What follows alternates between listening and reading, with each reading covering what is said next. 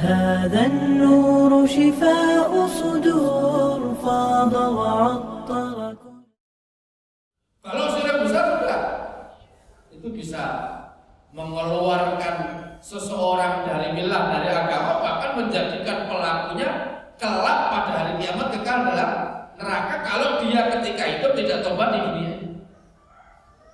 Artinya kalau dosa syirik itu dibawa sampai mati, dia tidak sempat tobat sebelum matinya, kekal dalam neraka. Kekal dalam neraka.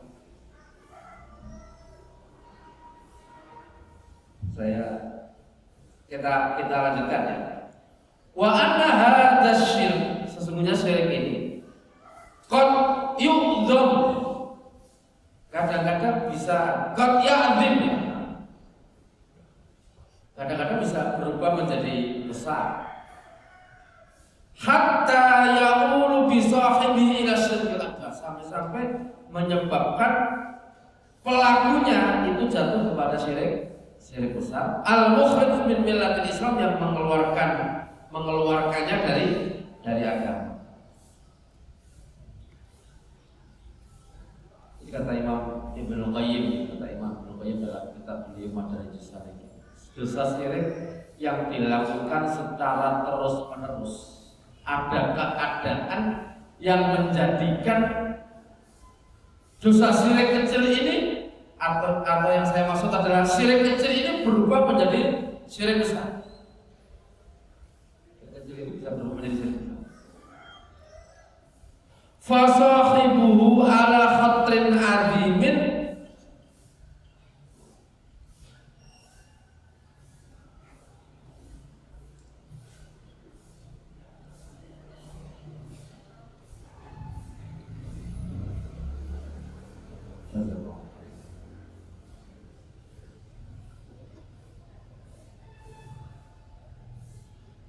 fasahibuhu ala khatrin azimin, pelakunya, orang yang melakukan syirik kecil tadi sudah dalam kebahayaan yang sangat, min ayyu'addiya bihi al-wuqu' fi syirkil asghar ila al-khuruj min dinil Islam, dari dia melaksanakan syirik kecil yang terus-menerus tadi itu dikhawatirkan bisa sampai pada keluar dari agama Islam.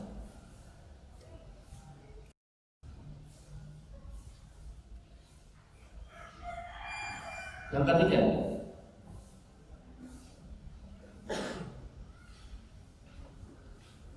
anau idza sahabal amal, apabila syirik kecil ini menyertai sebuah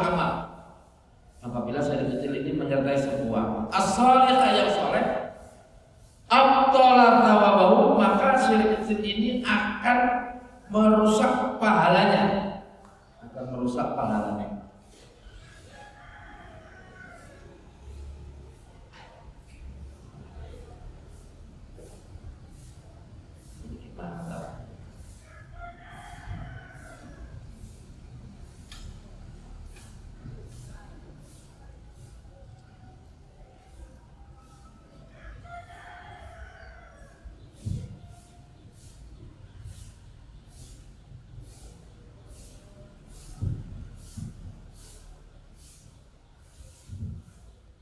Jadi kita berbicara sekarang judulnya Syirkul Asghar.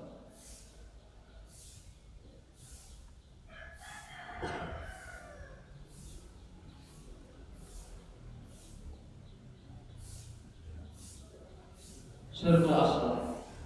Itu kita bagi hukumnya, kita bagi menjadi tiga.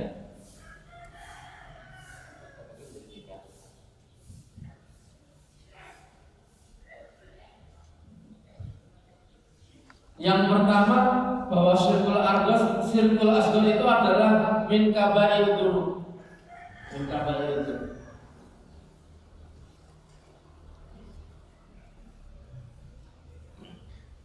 Syirik kecil itu termasuk dari dosa-dosa. Yang kedua, kadang-kadang menjadikan pelakunya ini kadang-kadang ya. Kalau bahasanya kadang-kadang, saya tulis bahasa Indonesia.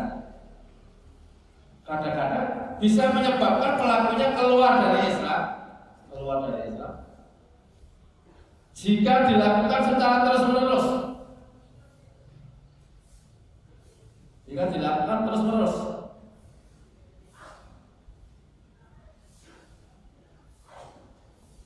Untuk yang kedua ini ada kajian yang lebih dalam lagi, nanti soal kita akan kaji pada waktunya. Kemudian yang ketiga bahwa syirik kecil ini ketika menyertai amal soleh, berkaitan dengan masalah amal soleh,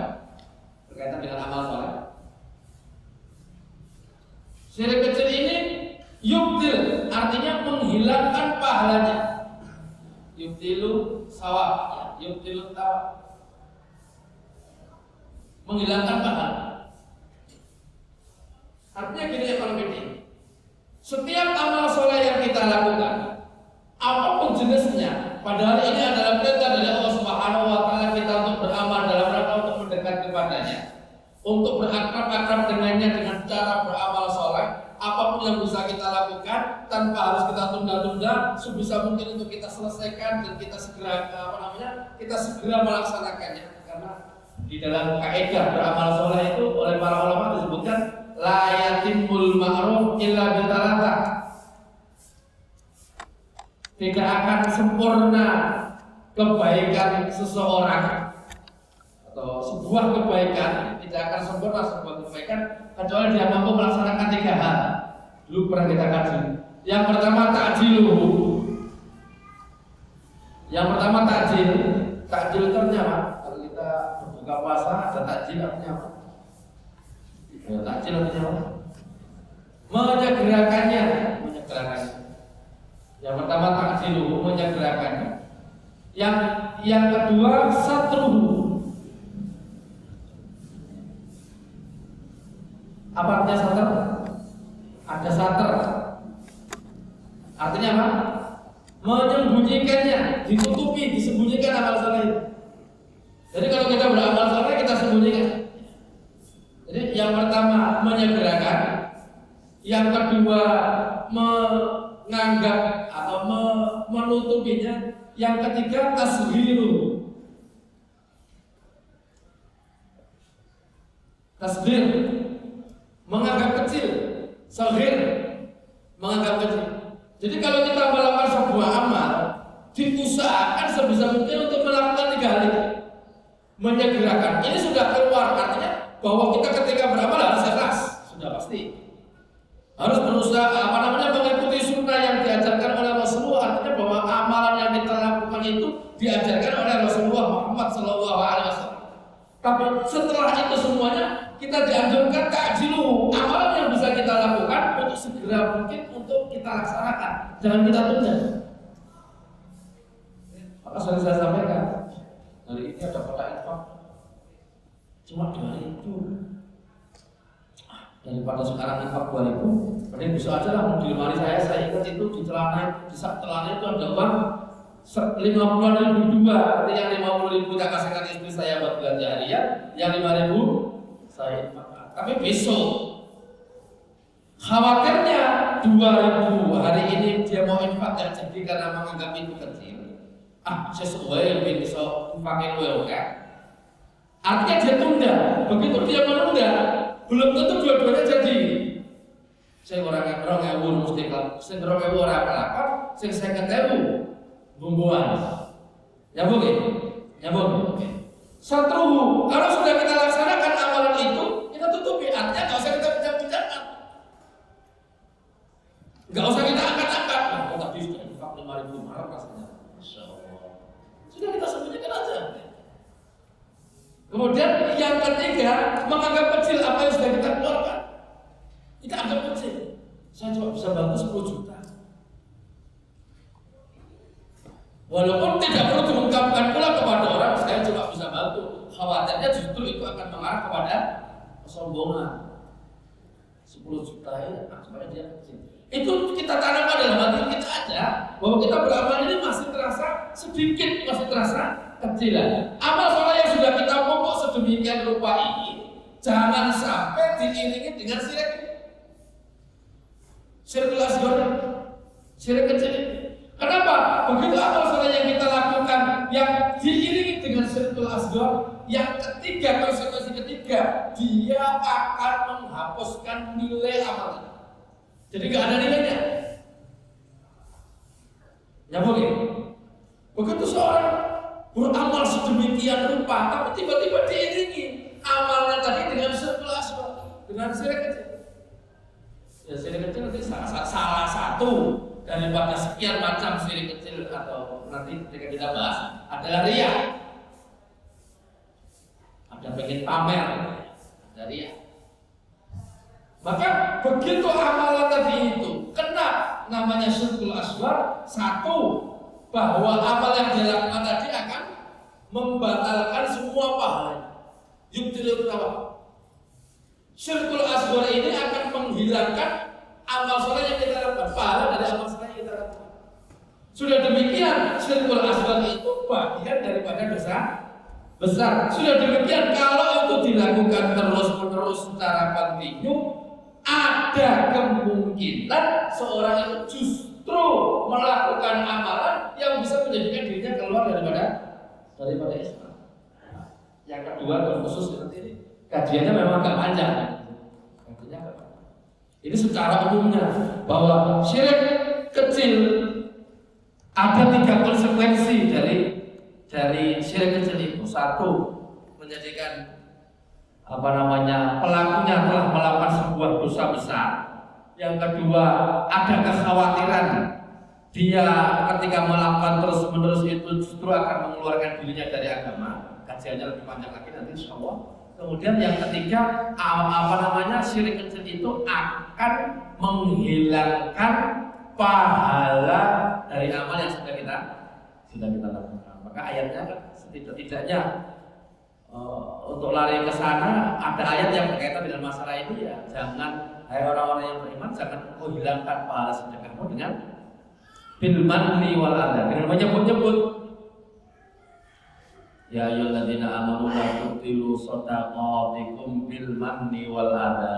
Hai orang-orang yang beriman, jangan engkau rusak pahala sedekah, pahala infak bil manni, dengan kau sebut-sebut kemana-mana, kadang-kadang mohon maaf ya, disiarkan bukan ya, disebut-sebut wal ada, dan menyakiti hati penerima.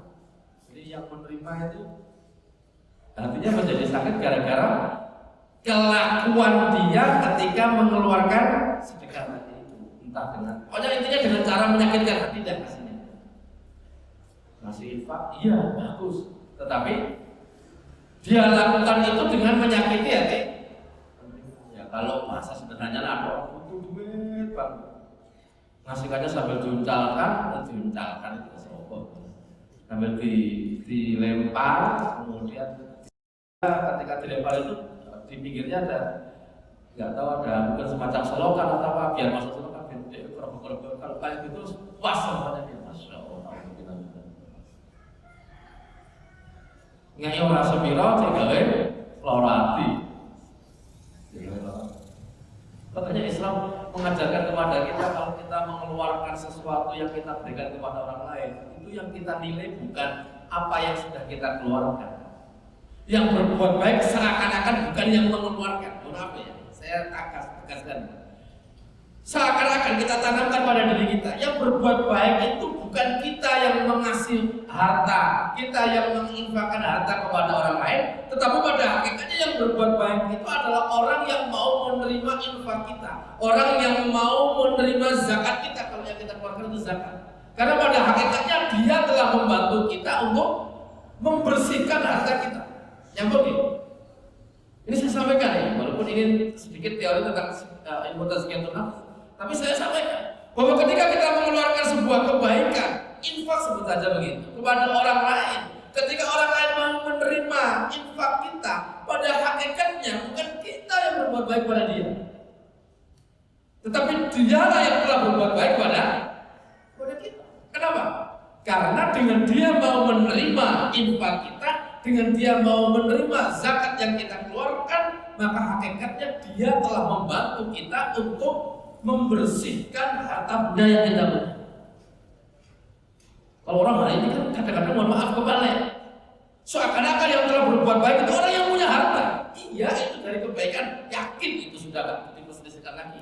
Tetapi bagi orang yang ingin membersihkan hati, dia akan melihat dari sisi pandang yang lain. Pada hakikatnya justru yang saya beri itu yang telah membantu saya. Nah, was kalau jenengan sudah punya niat bagus segitu kok tiba-tiba diiringi dengan sirkulasi tadi, ya macam-macam daripada syirik asgar, dari bagian-bagian daripada syirik asgar tadi, maka secara tidak langsung itu akan menghapus pahala yang telah kita dapat, tapi begitu ada riaknya terhapus. Sampai sini ada yang mau disampaikan? Sebelum saya lanjutkan. Ini kita baru membahas syirik asgar. Silakan.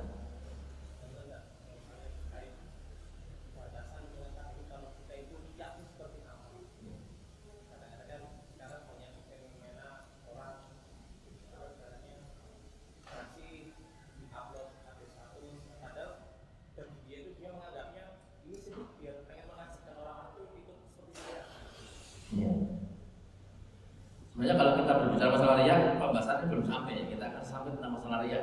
Ini kita baru menyebutkan sebuah sampai di materi ini, berarti sudah tidak ada masalah. Justru masalahnya adalah segera pengen dapat contohnya. Masalahnya adalah pengen segera dapat contohnya. Batasan-batasan riya. Kapan seorang itu dikatakan riya? Intinya begini. Kalau saya kasih kata kuncinya, ketika dia memberi, ketika dia beramal, itu ada perasaan. Ada perasaan ketika dia mengeluarkan itu, kebanggaan ketika dilihat oleh orang. Pokoknya ada rasa bangga dulu. Oh, dia upload namanya. Dia upload. Niatnya untuk biar dicontoh oleh orang lain. Oke lah, niat itu nggak salah. Niat itu nggak salah. Tapi begitu dilihat oleh orang lain, yang lihat status saya 900 orang. 9 ada ya, 900 orang. Itu di sini ada rasa bangga, masya Allah. Status kita sudah diketahui 900 orang. Berarti amal saya sudah dilihat oleh 900 orang. Ada semacam kebanggaan. Itulah kalau ditanya batasan sederhananya. Ini saya katakan sederhana, belum kita bahas secara detail. Itu ada rasa kebanggaan kalau amal yang kita lakukan itu sudah amal yang kita lakukan itu dilihat oleh banyak orang. Ya nanti ada tahapan-tahapannya, tapi kata kuncinya di situ dulu. Kata kunci keduanya sebenarnya gini. Ada amalan yang ketika diketahui oleh orang lain, keinginan kita agar supaya orang lain meniru kita. Tidak semua orang lain berpikir seperti itu. Justru kebalikannya. Ketika ada orang mengupload atau mengabarkan amal soleh yang dia telah lakukan, orang itu malah cenderung sinis. Mohon maaf kalau hari ini ya. Kalau dakwah caranya tidak gini kan gitu. Kalau mengajak orang caranya tidak gini. Buat aja konten, buat aja kalimat yang mengajak orang untuk melakukan satu aktivitas amal. Adapun perbuatan yang sudah kamu lakukan jangan diupload. Itu sudah kaidah otak-atik maduknya ya, tambahannya. Jadi kan gini. Ketika kita mengajak orang, menyampaikan kepada umat, mungkin kita punya sekian anggota, apalah namanya, mari kita melaksanakan sholat tahajud. Di waktu yang bukan, belum waktunya melaksanakan sholat tahajud. Mungkin malam pagi ini kita persiapkan diri dengan baik. Mudah-mudahan nanti malam bisa kita sholat tahajud. Begitu orang sudah berpikir malam itu jam 2:30 dia mengupload, itu sudah setan sudah mulai masuk. Iya tadi. Kita update status jam 2:30. Masya Allah, Ustaz ini 2:30 sudah bangun ya, sudah mengupload, sudah ada status ngajak kebaikan kepada kita. Alangkah luar biasanya Ustaz ini, Masya Allah. Dia dengar pujian itu terus dia rasa seru. Setannya mulai masuk. Nanti silakan dirujuk di dalam kitab, setidaknya kitab Talbisul Iblis atau kitab-kitab yang berbicara tentang masalah tazkiyah seperti kitab yang ditulis oleh Imam Al-Ghazali, Ihya Ulumuddin. Itu di sana ketika setan melihat ada seorang yang rajin melakukan satu aktivitas ibadah, setan itu godanya pertama bukan langsung kamu jangan ibadah begitu, tidak begitu. Tapi ada keadaan yang setan itu justru malah memberi semangat lagi kepada kita. Lanjutkan ibadahmu. Kamu memang luar biasa. Tidak semua orang mampu seperti kamu. Kamu itu masya Allah masuk masjid pertama kali, keluar masjid terakhir. Lanjutkan itu, lanjutkan loh. Orang nomor loh ya, orang nomor loh. Lanjutkan. Tapi pada waktunya setan akan terus meng-up kita, menaikkan kita, sehingga di sini ada rasa ujub mulai bangga dengan apa yang sudah kita lakukan. Aja tak pikir-pikir, nek orang aku ya sama aku ini. Betul, saya ingatkan betul ini. Antum rajin taklim di sini, itu kadang-kadang setan masuk. Begitu selesai yang taklim orangnya dialur, ya orangnya ini aja. Emang kita ini masuk, kita. Kalau sudah kita ini, hati-hati kalimat itu. Khawatirnya itu bagian daripada strategi setan untuk menghapuskan pahala-pahala yang Allah telah siapkan untuk kita. Gara-gara tadi sudah ada mulai rasa-rasa riaknya dan nanti ada rasa sum'ahnya dan beberapa macam berkaitan dengan masalah ini. Ya ini saya singgungkan sekalian kaitannya dengan masalah tazkiyahnya.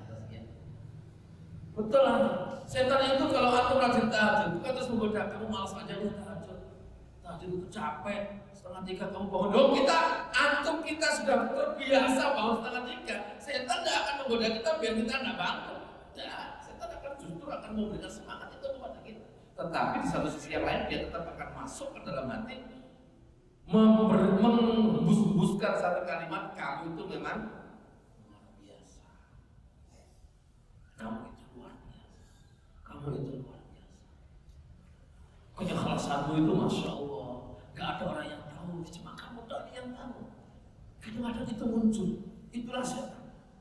Dia akan mencurahkan semua kemampuannya untuk menjerumuskan anak turun Adam. Itu apa sudah dilakukan oleh setan? Itu keinginan setan dengan cara apapun.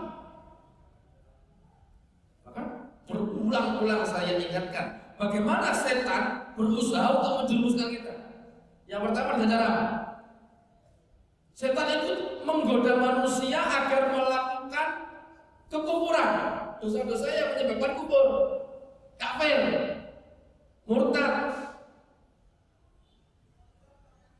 Akhirnya ya menghiasi perkara-perkara syirik itu seakan-akan Islam. Yang kedua, setan akan mengajak kita untuk melakukan perbuatan bid'ah. Ini strategi kedua. Kalau disuruh syirik, disuruh kafir, disuruh murtad tidak mau, maka setan akan melanjutkan yang agak turun dikit. Berarti level 2-nya setan. Apa level 2-nya itu? Akan menggoda manusia agar manusia melakukan perbuatan bid'ah. Ketika dengan yang ketiga ini setan gagal, maka setan akan menggoda dengan cara ketiga. Apa itu? Setan akan menjerumuskan kita agar supaya melakukan dosa-dosa besar. Yang bukan bid'ah, yang bukan syirik. Dosa-dosa besar yang lain. Paksa kita digoda sedemikian rupa. Dilakukan. Dan ingat ya, dosa-dosa besar itu sekian banyak. Kita itu mohon maaf hari ini kalau disuruh meminta atau dimintai untuk menyebutkan dosa besar dengan dosa kecil, itu akan lebih mudah menyebutkan dosa besar. Jujur saya akan sampaikan seperti ini. Bagaimana menurut Anda? Kita disuruh menyebutkan dosa kecil, sebutkan contoh dosa kecil 10. Wah itu sampai setengah jam belum mesti ketemu itu ya. Tapi ketika ada soal, sebutkan contoh dosa besar 15. 5 menit sudah ketemu kabeh. Kayaknya semua dosa yang ada di sekitar kita itu gede kabeh.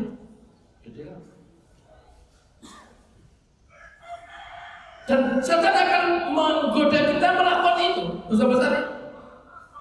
Dia akan lakukan semua strateginya. Dia akan lakukan semua halnya. Dia terus berpikir bagaimana menyesatkan manusia. Tapi kadang-kadang manusianya nggak sadar dalam urusan itu. Dan keempat, kalau dipaksa melakukan dosa besar kok gagal, digoda melakukan dosa besar gagal, setan akan menggunakan yang gampang. Apa itu? Setan akan menggoda manusia agar melazimi dan melakukan dosa-dosa kecil. Pertama sekali dosa kecil orang dilanjutkan yang kedua, ketiga, keempat, kelima. Akhirnya dosa-dosa kecil itu dianggap biasa. Melakukan berbuat dosa kecil tapi dianggap biasa. Sampai karena biasanya akhirnya dia terus-menerus melakukan dosa kecil itu. Padahal sebagian ulama menerangkan bahwa dosa kecil bisa berubah menjadi besar ketika dilakukan secara terus-menerus. Sekali lagi, walaupun hari ini kita mungkin dicari atau diperintah atau disuruh menyebutkan dosa-dosa kecil, terasa-terasanya itu sulit. Ya kalau di pesantren seperti ini yang paling sering dicontohkan itu ya gosok. Gosok itu pakai barang orang lain tanpa izin. Ya, yang paling gampang sandal lah. Ini sandal akur tinggi sandalnya Pak Dila, pakai nanti kembali lagi ke sini. Kalau di antara keduanya ada kesepakatan yang sandalmu silakan go, yang sandalmu silakan pakai, ya nggak apa-apa. Tapi kalau nggak ada kesepakatan sebelumnya itu bagian daripada dosa. Itulah yang disebut dengan istilah gosok. Memakai barang orang lain tanpa izin, bukan untuk dimiliki, tapi itu dikembalikan. Waktunya singkat, waktunya 5 dino, saya dulu mangkel, ya tadi itu gede ya. Itu kedoliman, itu kedoliman. Boleh kedoliman itu sudah besar, tapi kan dipakainya singkat. Bahkan orangnya masih dikir subhanallah. Kita sudah pakai barangnya sesaat, kemudian kita kembalikan lagi, sudah. Kita baru akan membahas masalah ini. Yang kelima, kalau disuruh melakukan dosa kecil aja kesulitan, mungkin kan subhanallah, mungkin karena ilmunya, karena keimanannya, karena kehati-hatian seorang hamba tadi, setan akan tetap menggoda. Bukan uangnya ampuh, ya salah satu doa, tidak begitu. Setan akan melanjutkan menggoda. Apa? Setan akan mengajak seorang tadi untuk melakukan perkara-perkara yang mubah. Dalam bahasa lain, menyibukkan melakukan perkara mubah. Perkara mubah. Jadi ada Quran mubah. Maca Quran mubah. Maca Quran sunnah mulai dan dilaksanakan. Maca Quran 24 halaman jawab pos dari awal sampai akhir, enggak ada berita yang ketinggalan. Al-Quran gitu salembar ngantuk. Kalau itu juga masih gagal, setan akan menggunakan jurus ke-6. Apa jurus ke-6-nya? Setan akan menggoda orang agar melakukan amalan-amalan yang sunnah. Amalan-amalan sunnah, tapi dengan meninggalkan yang lebih sunnah dalam waktu yang bersamaan. Ada 2 amalan sunnah dalam waktu yang bersamaan. Setan akan menggoda kodok-kodok atau pahala atau seperti cilik baik. Itu juga sudah bagian daripada godaan setan. Dan tidak banyak dari kita yang mampu di urusan ini, gitu ya. Tidak mampu di urusan ini. Contoh antara adzan sampai qomat. Setelah kita melaksanakan sunnah, mungkin qabliyah, kita laksanakan. Kok imamnya orang teko-teko. Padahal di situ ada amalan yang utama. Apa amalan yang utama pada saat itu? Berdoa. Masya Allah. Doa itu, masya Allah. Bainal adzan wal iqamah itu doa itu mustajab. Tapi setan membuat dia bagaimana biar tidak berdoa. Asalnya apa? Cerita ibadah. Dia kabar sehat. Menanyakan, berbincang dengan kawan sehat, apalagi mengingatkan perkara-perkara yang baik, itu juga kebaikan, itu juga amalan sunnah. Bahkan kebiasaan para sahabat kalau berjumpa dengan yang lainnya, bagaimana keadaan antum? Itu memang ada anjurannya, gitu ya. Ada anjuran. Bahkan ketika Rabi' bin Khuzaim sedang sakit parah, saya akan kisahnya berulang-ulang untuk biar semakin tertancap di pikiran kita. Rabi' bin Khuzaim seorang tabi'in ketika beliau sudah tua dan terkena sakit di tubuh beliau, stroke di tubuh beliau bagian kiri. Murid-muridnya pada menjenguk. Nah, Ada murid beliau yang komentar. Ini komentar murid beliau ini disampaikan langsung kepada Robi bin Khuttaib. Silakan dibaca nanti apa yang saya sampaikan di kisah ini di dalam kitab oleh Syiar A'lamin Nubala oleh Imam Adzhabi. Ya Syah, jenengan iki benten kare masaih-masaih ingkang sanesipun. Bahasa kita jenengan itu ustaz, tapi beda kalau satu-satu liyane ya. Bahasa kita. Jenengan itu kiai tapi beda dengan kiai-kiai yang kiai-kiai liyane itu gelem dijak beliau, jadi gelem dijak ya sekedar ngobrol apa. Masih ada lah gurau-gurunya itu masih ada. Tapi kami selama menjadi murid Anda, kami tidak mendapatkan Anda mengeluarkan kalimat kecuali di dalamnya ada salah satu dari empat ini. Kata murid, jadinya komentar muridnya. Satu, baca Quran. Kalau bukan bacaan Quran, nasihat. Kalau bukan nasihat, zikir. Kalau bukan zikir, tanya kabar orang. Baca Quran. Kalau nggak baca Quran, zikir. Kalau nggak zikir, kasih nasihat. Kalau nggak sedang kasih nasihat, nanyakan kabar orang. Bagaimana kabarnya bapak itu, bagaimana kabarnya bapak ini. Jadi menanyakan murid-muridnya bagaimana saudara kita yang itu, bagaimana saudara kita yang itu. Akhirnya mendengar itu, beliau menyampaikan kepada muridnya. Nah, apakah kalian kalau bahasa sederhana saya bahasa terjemahan bebas. Nah, apakah kamu lupa ayat Allah Subhanahu wa taala? Ma yalfidu min qaulin illa ladaihi raqibun atid dalam surat Qaf. Apakah kamu lupa ayat Allah Subhanahu wa taala tidak ada yang terlafazkan dari lisan kita ini kecuali di sana ada raqibun atid. Ada malaikat-malaikat yang selalu mencatat apa yang kita ucapkan. Malaikat-malaikat yang selalu mencatat apa yang terlafazkan dari lisan kita. Yang baik akan dicatat, yang buruk akan dicatat, akan menjadi bahan untuk laporan kepada Allah Subhanahu wa taala. Yang pada hakikatnya Allah zat yang Maha tahu semuanya. Pada hakikatnya tidak butuh tentang itu.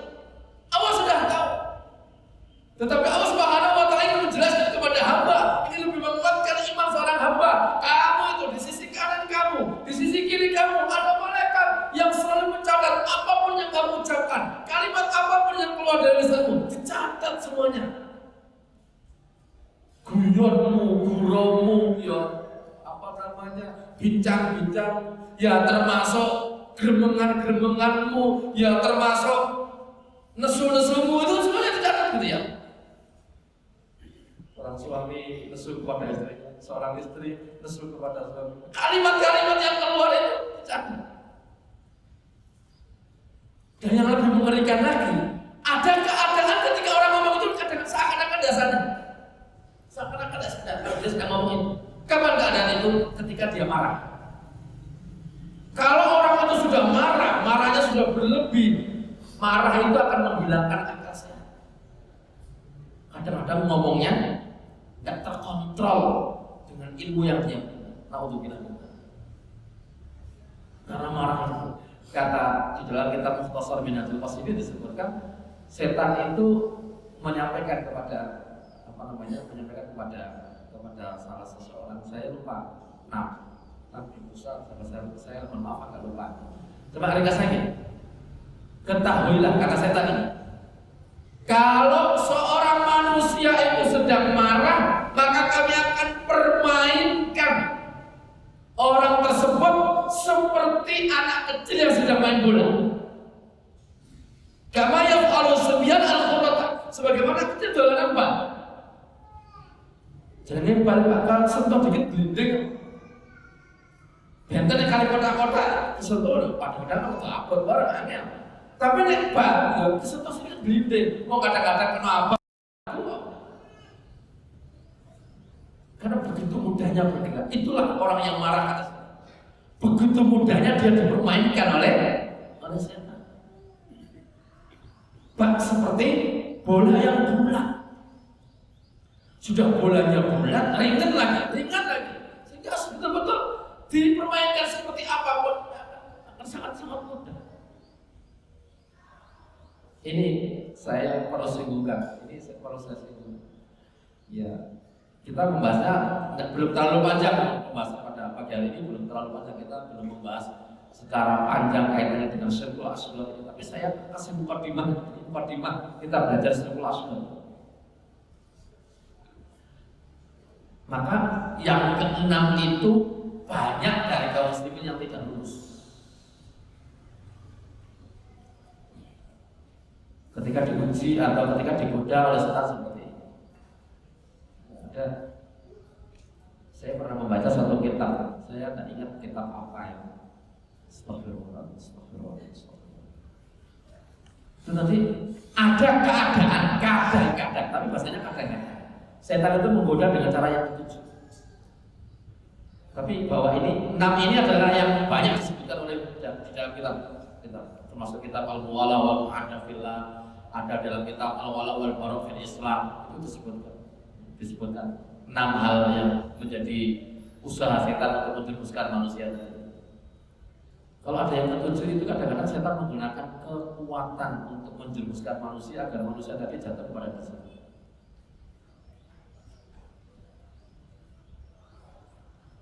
Ini bagi yang percaya ya, bagi yang percaya.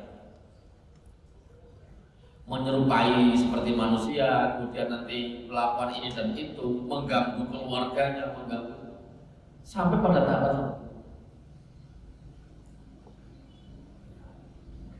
Ini cara masuk ke dalam tubuh seseorang, menyebabkan sakitnya dia, dengan sakitnya itu akhirnya dia tidak mampu bersabar, sehingga amal-amal yang biasa dilakukan tidak lagi mampu dilakukan, kemudian terus. Makanya salah satu ketika kita sakit itu kan pertama kali kita minta perlindungan kepada Allah Subhanahu wa taala dengan ruqyah syar'iyyah. Dahulu ada orang yang disengat binatang, diobati apa-apa tidak sembuh, kemudian dilaporkan kepada salah seorang sahabat Nabi, kemudian sahabat Nabi tadi membacakan surat Al-Fatihah bagaimana yang pernah dia dapatkan dari Rasul, dibacakan surat Al-Fatihah, kemudian dia usapkan, dalam riwayat diseburkan apa ya? Disebur nama Pak, disebul tapi rotok banter gitu ya. Rotok aneh kayak aneh kunceratan sini, tapi khawatir kalau sekarang tak berani. Orang dapat suruh pakai masker, malah ikut nyemprot gitu. Sembuh. Silakan. Bismillahirrahmanirrahim. Sudah selesai, kita usapkan di bagian tubuh kita yang Astagfirullah. Dengan kehendaknya Allah Subhanahu wa taala ada penyakit yang bisa sembuh dengan hal seperti itu. Saya pernah, nanti ini di edit Mas yang ini saya pernah mendapatkan ujian seperti itu. Saya pernah mendapatkan ujian seperti itu. Ada orang sakit, saya dikasih kesempatan oleh Allah Subhanahu wa taala untuk menjenguk. Karena sudah lama tidak sembuh. Nah, saya di Pasar Besi, Pak Dila mungkin tahu. Saya minta air putih hampir 1 gelas. Saya bacakan surat Al-Fatihah, apa namanya, Qul Ahad, Qul A'udzu Birabbil Falaq, Qul A'udzu Birabbin Nas. Saya diamkan 3 kali, suruh sehari berikutnya sembuh. Dengan izin Allah Subhanahu wa taala. Ada yang sakit lagi, yang 3 kali sembuh. Orang sudah mulai pada tahu. Kalau sakit, Mas Hamad pada kali itu. Kalau didongani 1 hari. Ada yang sakit keempat, Pak. Saya ya bahkan kali ini diminta untuk jenguk. Saya ngapain? Dalam hati saya, kalau nanti ini sembuh, saya khawatir saya terjadi kesombongan di saya. Aku harus deg-degan, harus gemeter. Alhamdulillah orang waras. Alhamdulillahnya orang waras. Sehingga artinya kalau terjadi selang-seling itu kan kadang-kadang kita nggak nampak sombongnya. Setan itu akan masuk lewat pintu apapun kan, untuk menjatuhkan kita. Apalagi khawatirnya lama-lama kesana jadi dukun, bahaya. Jadi Ini saya sampaikan kepada Anda hanya sekedar untuk ya. Maksud saya kalau kita diuji oleh Allah sakit, ya salah satu yang paling penting untuk kita siapkan adalah mari bersama-sama kita memohon kepada Allah Subhanahu wa taala, maksimal memohonnya agar supaya kita diberi kesembuhan. Nanti suatu waktu mungkin kita akan perlu sampaikan ya apa yang kita perlu lakukan ketika sakit, urutannya sampai nanti pada terakhirnya berobat. Karena berobat itu juga bagian daripada salin. Mungkin sampai ini dulu yang bisa saya sampaikan pada pagi hari ini. Mohon maaf atas segala kekurangan.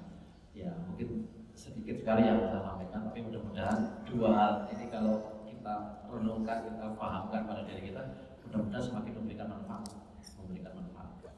Terkhusus yang kadang-kadang orang lupa itu nomor 3 bahwa syirik asghar itu bisa menghapuskan pahala amal. Dan itulah yang kita khawatirkan. Rumongso kita amalin wis banget. Rumongso ning. Tapi ternyata tong kosong. Kenapa? Karena selalu ada iringan yang namanya syirkul asghar. Insya Allah kita akan detailkan lagi. Di sini sudah langsung dikasih contoh-contoh. Pembahasan berikutnya adalah macam-macam syirkul asghar. Macam-macam syirkul asghar. Yang pertama kali dibahas adalah riya. Sampaikan tadi pertanyaan dulu masalah riya, insya Allah kita akan kaji pada waktu berikutnya. Kita tutup dengan doa kafaratul majelis. Kurangnya mohon dimaafkan, benarnya datangnya dari Allah Subhanahu wa taala. Assalamualaikum warahmatullahi wabarakatuh. هذا النور شفاء صدور فاض وعطر